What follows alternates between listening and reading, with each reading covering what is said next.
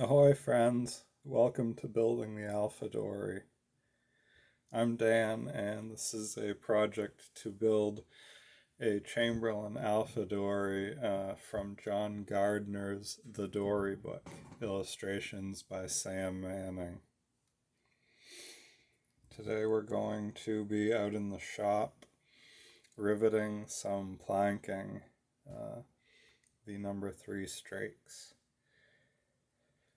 So yeah, let's get out there and get banging some rivets. Yeah, kind of a wet, misty day out there, rainy day.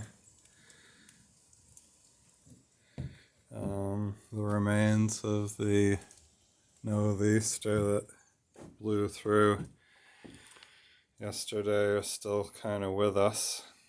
Unsettled weather anyway. And yeah, so you can see I've gotten started on the riveting here. I got these 2 bays done between frames, and we've still got the stem, the stern, and the spacing between the number 3 and 4, and then we've got the whole other lap to do over there. So yeah, plenty of riveting that you haven't missed out on, and plenty more to come. So yeah, as they would say in sailing wave rover, let's get cracking, or time to crack on. That's it. So yeah, that's what we're doing too. Just putting the boat together. 21 footer too, just like the new wave rover.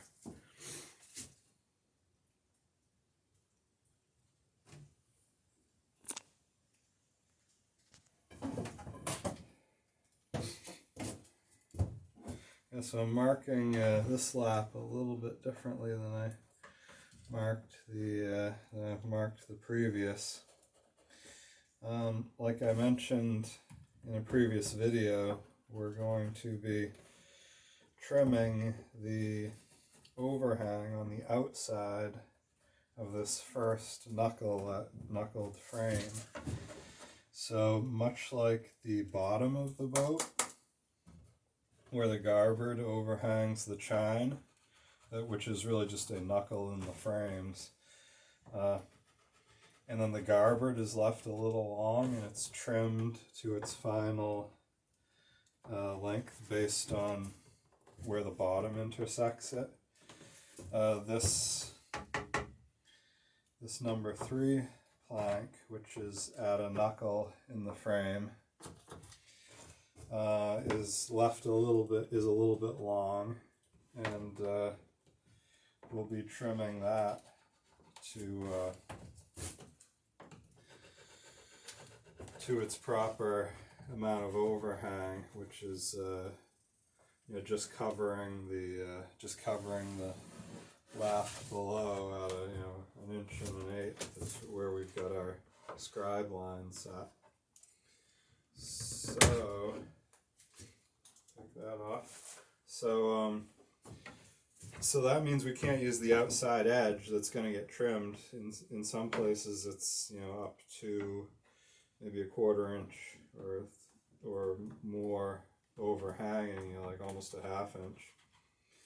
So we don't want to put nails through the very edge of that, because you could crack the plank, because like I say, it's at a knuckle and it's overhanging the plank below, so the plank is actually unsupported on its outside edge. So I'm marking the inside, marking the drill spots on the inside of the planking rather than on the outside. And basically I'm just going by the spacing, which is about this my scribe stick width of the planks below, just mirroring that here, and then I'm drilling from the inside out and putting the nails in the same way from the outside in. So let's see, we'll try and clamp this together a little bit. And we're thin enough here where I don't need to use a kickstick on that. That's what I had to do on these other two bays that are already that I've already attached. I think the planks are narrow enough there that I'll be able to use one of my big old wooden clamps to just tuck this in.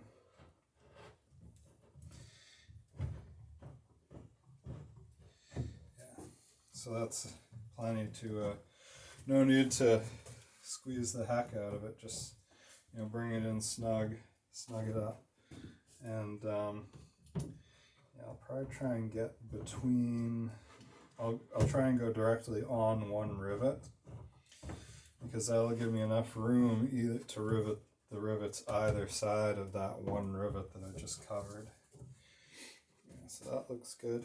Still pulling out a little bit here, but the rivets will bring that right in. And I can move the clamp, like once I've riveted these two, move the clamp down here and rivet these two. And just pull everything in nice and tight. And not much to bring in up here at all, so yeah, looks good. Trying to figure out, I wonder if I might have a little bit more room to get by this thing if I put the furthest out clamp down.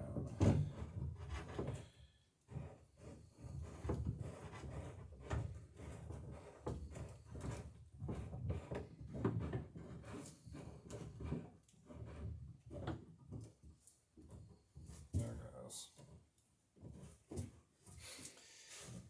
Yeah, a little bit more room to get by, yeah, so that's good. All right.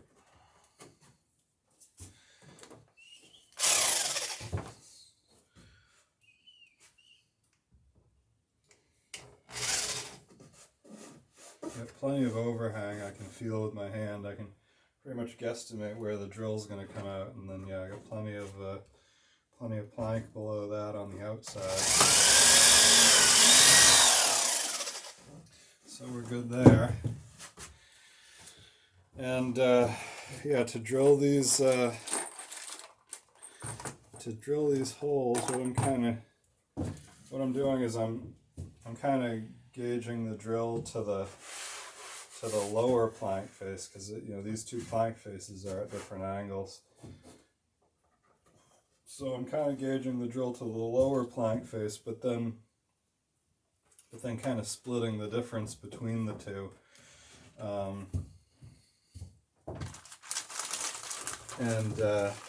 Yeah, because it's a little bit odd. You know, you've either got the rivet head on the outside that is not flush to the plank on the outside, or you've got the rivet on the inside, and especially down there where there's a much more pronounced knuckle than up in this section where it's, you know, lining up with the plank fairly closely. So you're driving in at an angle, which isn't really ideal for a rivet, or it isn't the easiest way to do it. You know, you can do it, and it takes a little bit of finesse. It's fine, but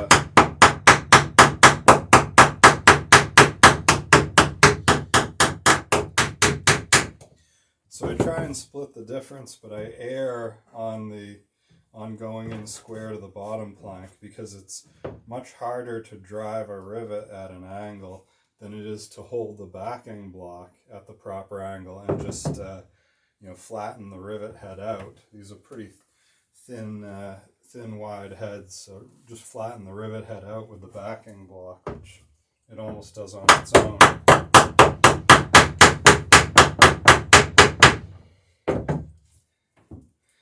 So that's my little strategy there.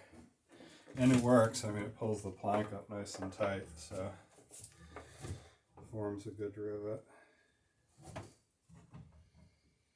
So like I said, plenty of plank overhang, so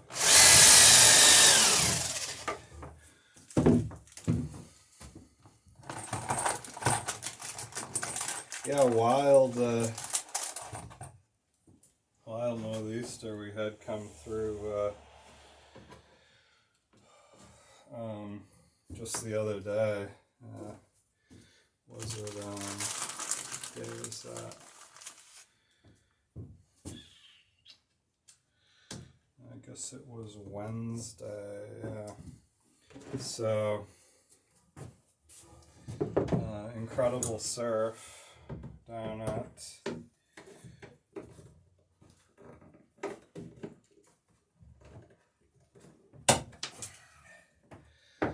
incredible surf everywhere, but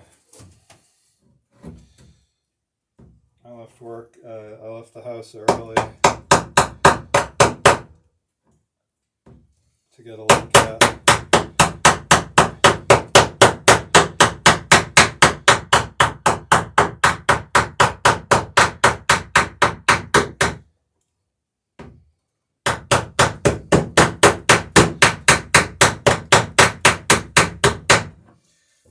at what the waves were doing over on the north shore of Gloucester and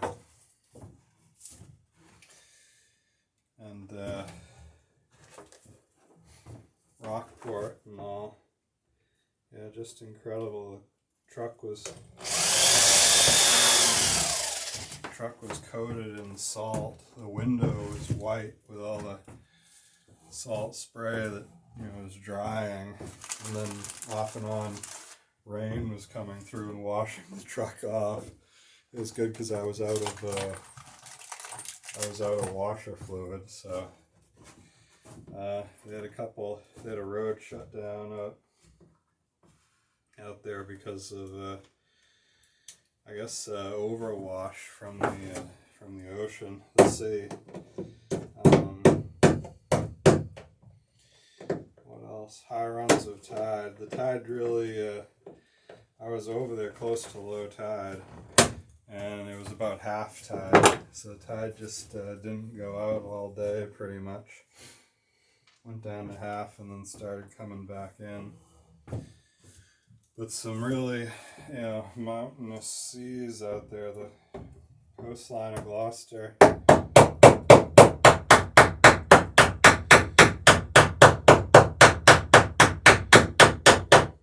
And Rockport drop off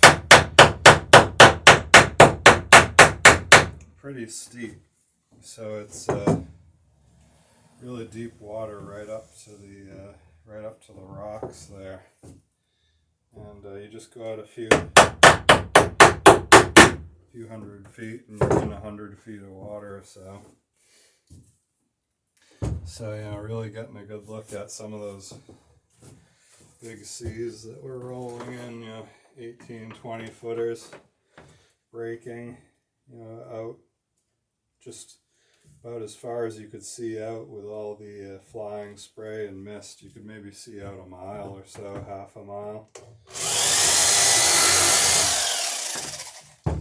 But just some enormous seas out there, white capping. They weren't breaking like a shallow water break. These things were just huge white horses out there. So yeah, pretty wild because I sail through there all the time, so it's just nice to kind of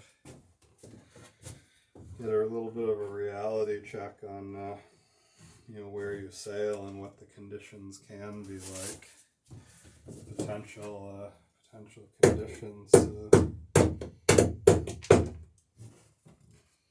Keeps you humble, that's for sure. And the wind was such that it would have been pretty difficult sailing against it, just because of the windage of the hull of the boat. It's no problem sailing off the wind, but to claw your way upwind would have been pretty difficult.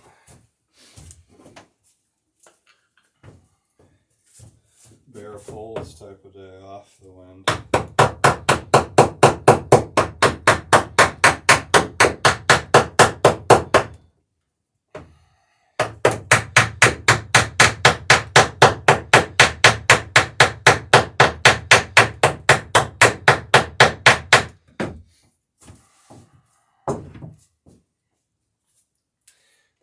let's reposition this.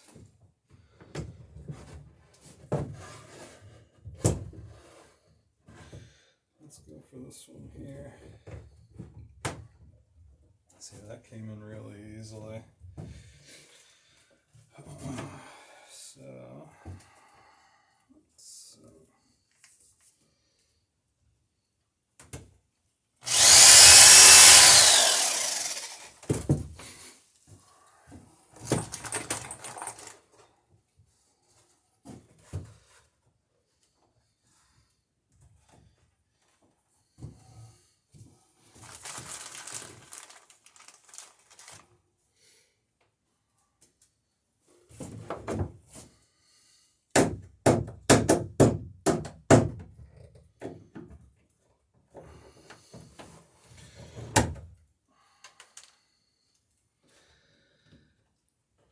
and then just came across the episode of Expedition Drenched where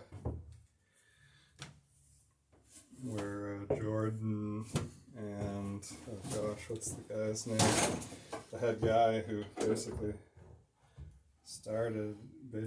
came up with the idea of buying the boat. They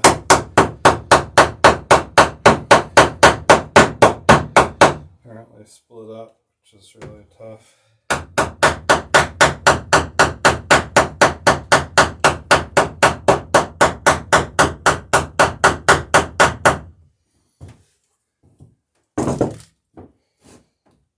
Difficult to go through.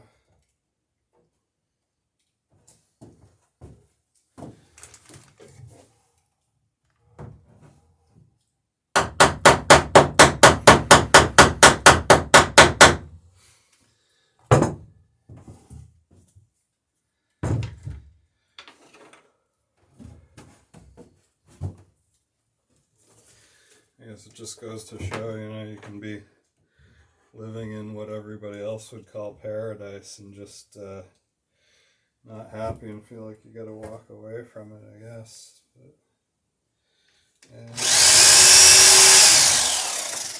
wild. Oh. Yeah, so as far as small boats go, this little 21-foot Alpha Dory is a pretty capable little boat. I'd be interested to see her sailing in company with this new Wave Rover. There's a 6 point something, I think. I'm assuming that's a metric measurement, but it looks like she's a little bit more than 2.5 sheets of ply per side, so she's going together quick. The scarfed up plywood and all.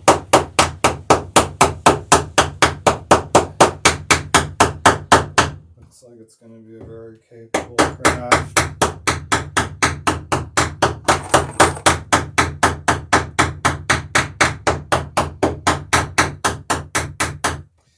Of course, if you were to put a deck on an Alpha Dory, she could go through just about anything too.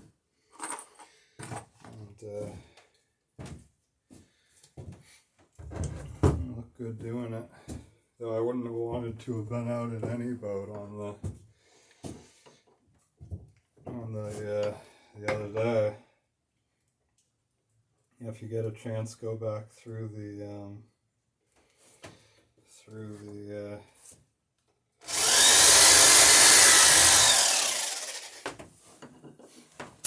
go back into my videos, and you should see an upload, hopefully sometime soon,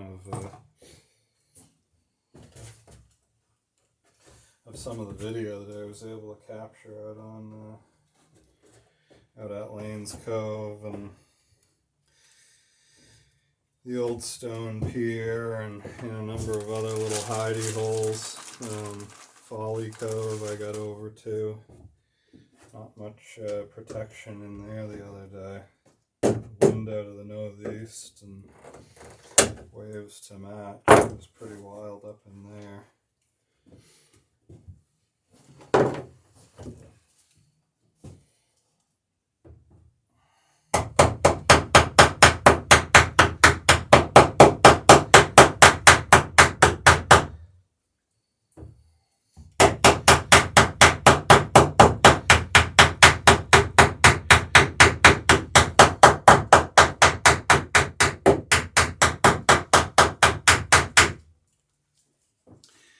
Yeah, it was not weather any of us would ever wish to be out in a boat, and I was awfully glad to have Centennial snugly tucked away on our trailer in the yard, and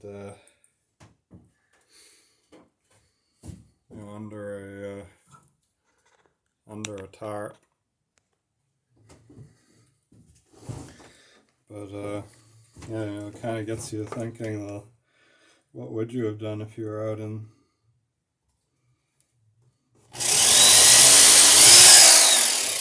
stuck out in seas like that? And I mean, there's definitely, like I was saying, you'd have a lot of difficulty going to windward in just about anything. Maybe one of these Colin Archer type rescue craft, or some super deep, heavily ballasted type thing. But yeah, I'm not sure how Centennial would do if she was totally reefed down.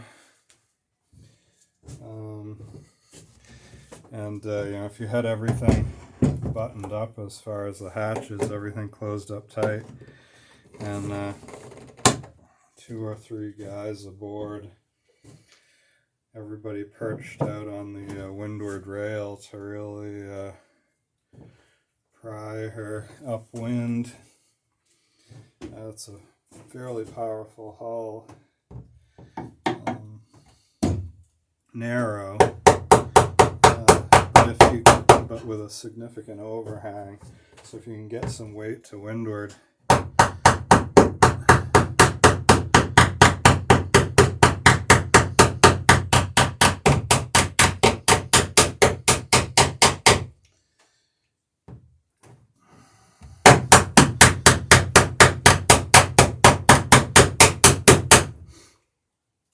you might be able to do something. I don't know. It would be tough though. And of course, you wouldn't get caught by a storm like this. This is basically, it's a northeaster, but it was basically the intensity of a hurricane, and it came in fairly gradually, over a day or 2 of rain. So if you were alongshore, you'd have plenty of time to run for a small safe harbor of some such. But if you happen to be caught offshore, then hopefully you'd have sea room to just let the boat run under bare poles, and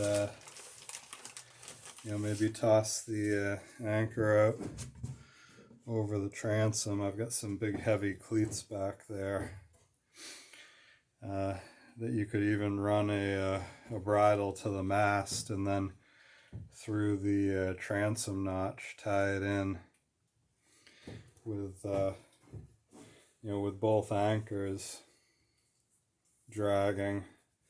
And I've also got a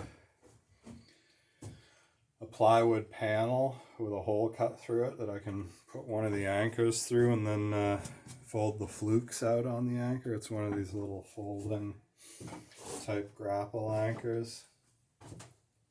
And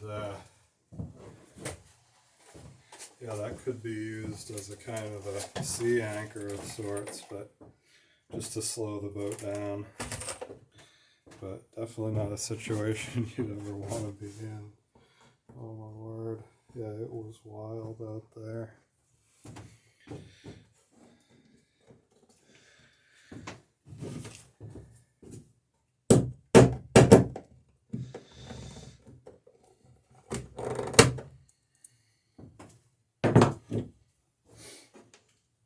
in that sort of situation, you'd really need either a hatch cover or some drains for the standing well. I suppose you could bail it out, which is or pump it out, which is exactly what Alfred Johnson did on his crossing. He pumped his standing well by hand with a little built-in bilge pump.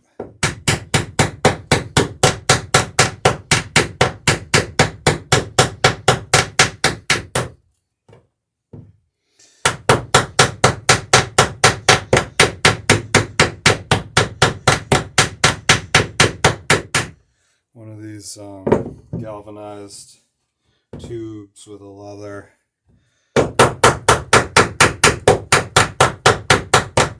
with a wooden handle and a leather bucket that makes a pump basically.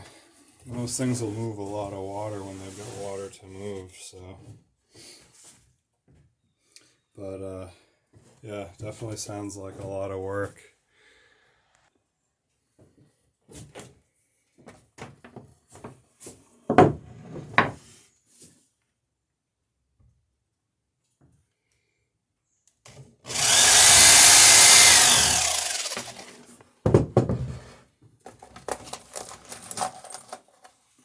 So the other thing I'd been tinkering with somewhat recently was the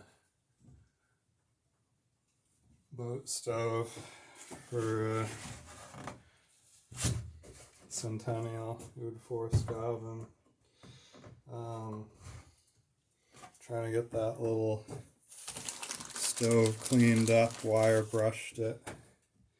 Had some rust on it and whatnot, and took it out of the.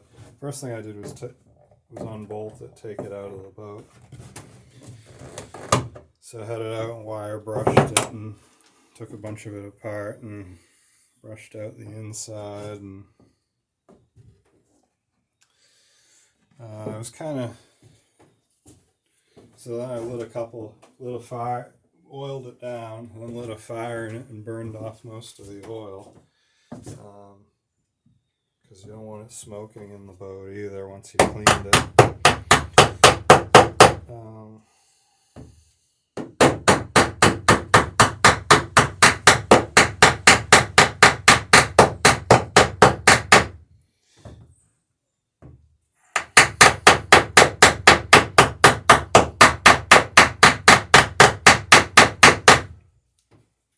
So I was, and while I was lighting the fire, I was kind of experimenting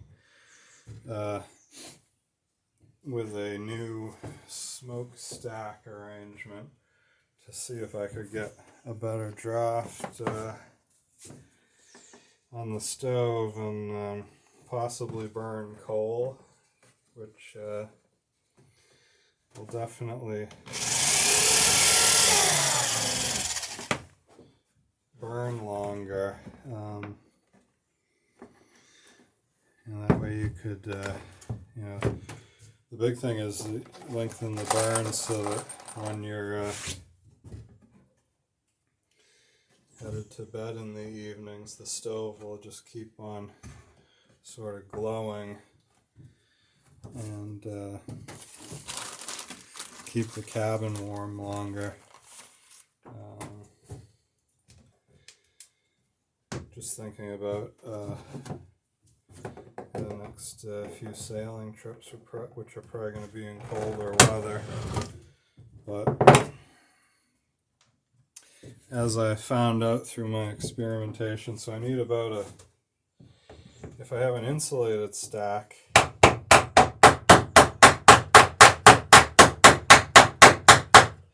can get away with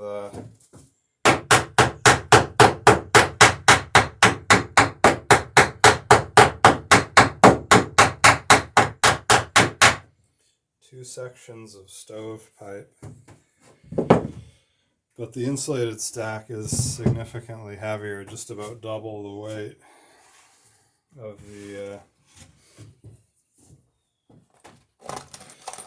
the regular stove stack. And I've got everything so it's all disassemblable, so I can put a wooden plug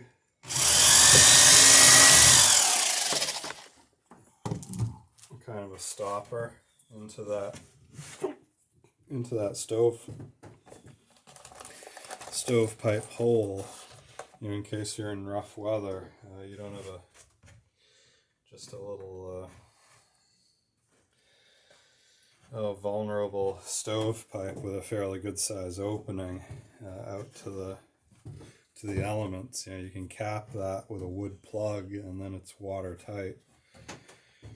So, and I know there are, you know, water resistant stovepipes, but, you know, not something that's going to really do well with green water over the top in any case. And also being able to plug that and not have to deal with the stovepipe is nice, because then you can sit on the cap, and the stovepipe comes out right in the cockpit area, just a tiny bit ahead of the cockpit. So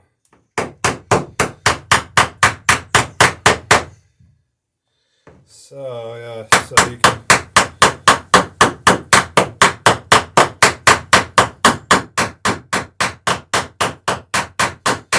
and then it worked fine with a 3-section stack. So that's 6 feet, because each section is 2 feet of stovepipe. That's about, you know, my height. It worked fine with the 3-section stack.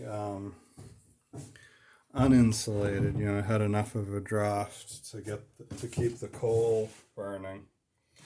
But then with the draft, it was necessary to burn that coal. With the coal burning like it, you know, as it wants to, like it needs to.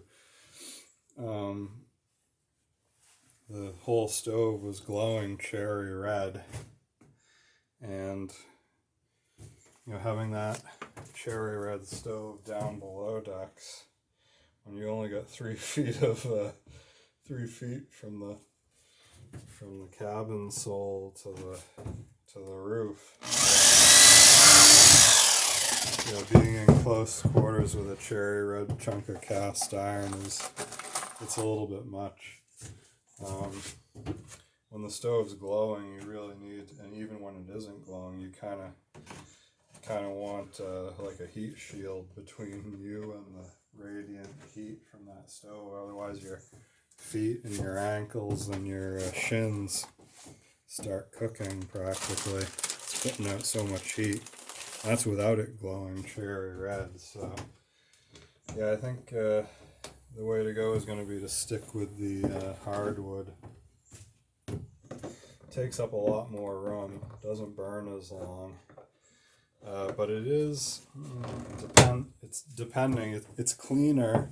It's a lot cleaner as far as the ash goes, and also the black that comes off the coal before you put it in. And you know, if you're kind of careful with the wood, you can pretty much keep the spiders and the bugs out of it to some degree. Look over each piece as you're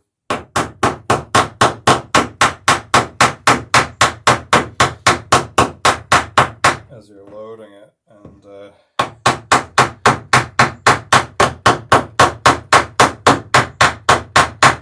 I've got a bucket for the wood that I keep in the either in the cockpit, or I can also fit the bucket into the stern hatch, which has a bulkhead that separates it from the you know, the below decks, the main living area. So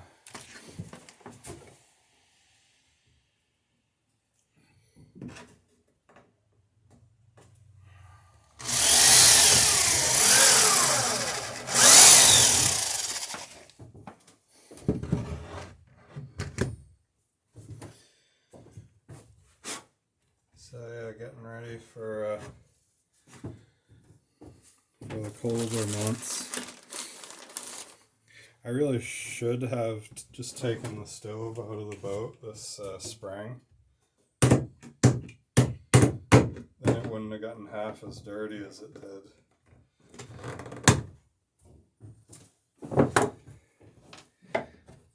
But, whatever. I didn't. For some reason I like the idea of it being there just in case, it's a real nasty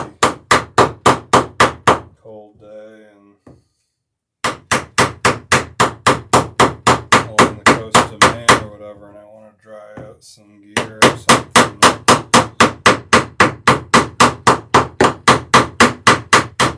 Warm up a meal. But I didn't use it at all this summer on the boat. It's got to be pretty cool outside to be able to run that stove at all comfortably and be below. So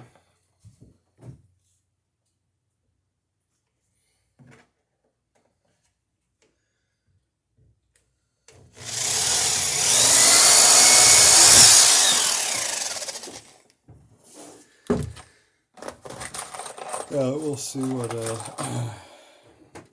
see how the fall goes, but I'm hoping to go back in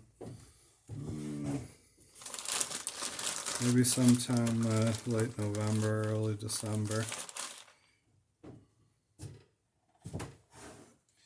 It'd be nice to do a little trip over to Essex behind Cranes Beach, or even if it's a gorgeous late fall day, maybe even go outside.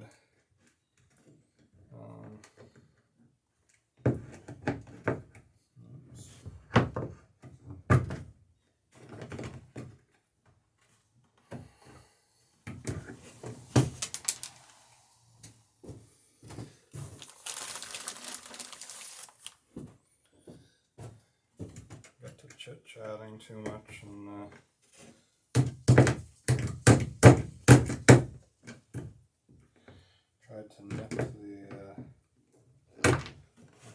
tried to nip the washer. I was wondering why it was cutting hard.